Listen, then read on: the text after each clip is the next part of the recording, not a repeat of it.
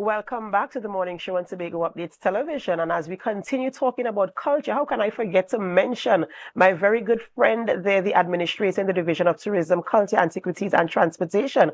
Mr. Julian Skeet was also present at yesterday's event, having a good time there. Hats off, of course, to the secretary, assistant secretary, and all those who were involved in putting that show on yesterday. Also in attendance yesterday is our next guest, Miss Garvé Sandy. She is currently the reigning monarch of the Tobago Heritage Calypso Monarch. Good morning and welcome. Good morning, and thank you for having me on this morning's program. Of course, a pleasure to have you here with us this morning. And so we're talking about Tobago Heritage Calypso Monarch, and you are the reigning monarch. Not only are you the reigning monarch, you are retaining your crown from last year into this year. So what does that feeling, that sense of accomplishment, how does it feel to be not just reigning, but of course having to compete against others and retaining the crown? Honestly, I am just grateful, that I would have accomplished such.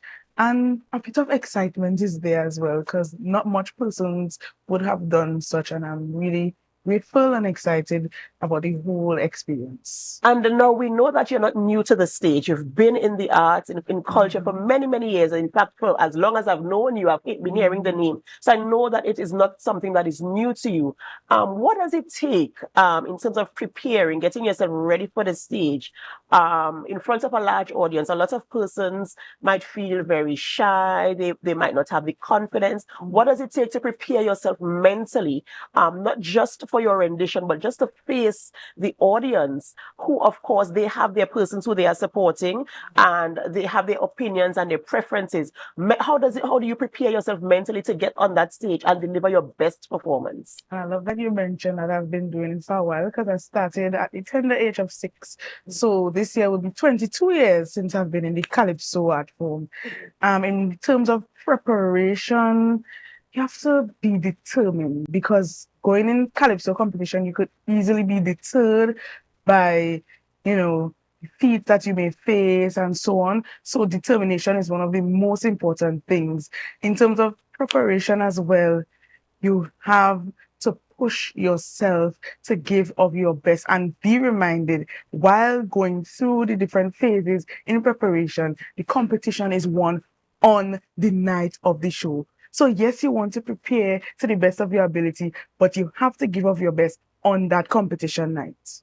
Absolutely amazing things going in there, and okay, so now that you're performing these songs, the songs are written and you're sitting with the lyrics. How do you connect yourself with the lyrical content of the song to bring that performance on the stage? Because you have to give a kind of what you call the theatrics of it, to ensure that you deliver the song so that persons can understand. Because while they pay attention to the lyrics, they also want to pay attention to how you deliver it in terms of your body movement and all the theatrics that you put out there to ensure that you tell the story of the song. Well, first you have to understand the song, and in my instance, I don't write. So when the writer gives me the song, I have to sit and get a great understanding of what is being said here, and try to become one with this song in order to deliver it so that the audience could understand what I am saying.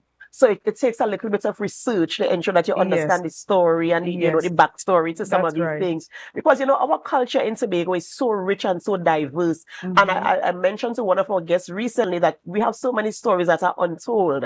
And so sometimes it takes a little bit of research and getting to be one with the song. And this is you here performing that piece. It's called We Come Back, right? So tell us a little bit about the story behind We Come Back. So it basically speaks to coming back to our customs, our tradition, despite persons, saying that it's dying and we kind of phasing it out.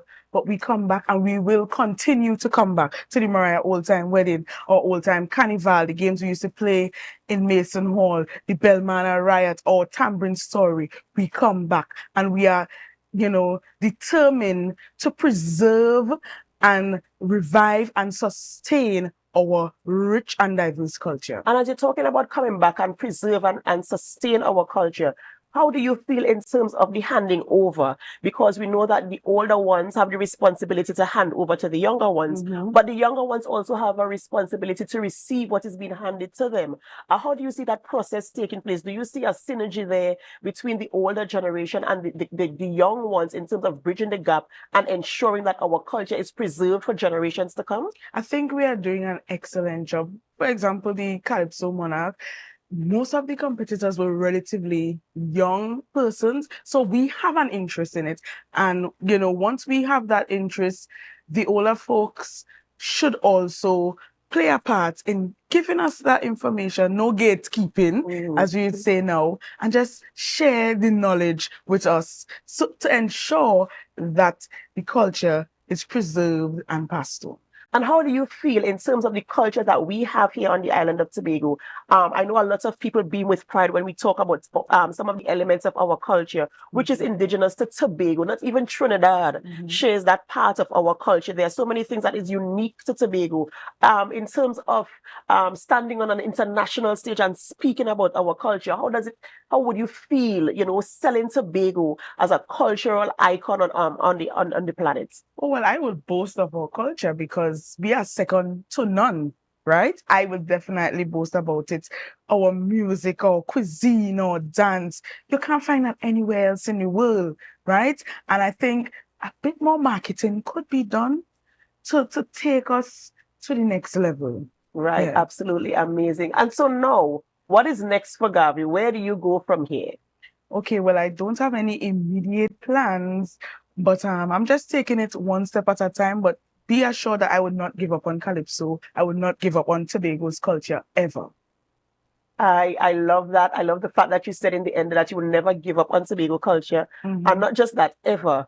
Because, it's something that we have to preserve, yes, most definitely. It keeps us kind of separate from everybody else in terms of this is ours. And so we package it in such a way that is Tobago centric, and so I love that you are willing to do that. And I do hope that, the powers that be and all the other agencies who are responsible for culture, and from what I'm seeing, especially for the Tobago Heritage Festival, where we saw both the old and young coming together in their different art forms, they presenting a product of our Heritage Festival that speaks to that preservation of our culture. And I do hope that we can take it to the next level and, of course, market Tobago as a cultural mecca, globally, of course, and bringing people here on a consistent basis to see what Tobago has to offer.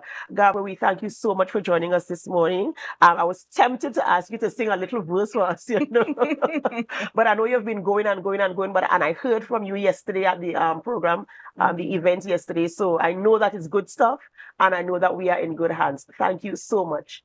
Ladies and gentlemen, we've been speaking with Garvé Sandy. She is the reigning monarch of the Tobago Heritage Calypso Monarch, retaining her crown from last year and winning again this year. And we do hope that our culture continues to thrive. And I believe that the young ones are coming up, as long as we keep them involved in what is happening and teach them the things of the old so that we can preserve it and tell our stories in beautiful ways as we usually do. Ladies and gentlemen, we have to go for a short break before we continue our programming here today. And as we go for a break, we invite you to help us. Share the live, share the live, share the live. We'll be right back. Understand. She said to me that me now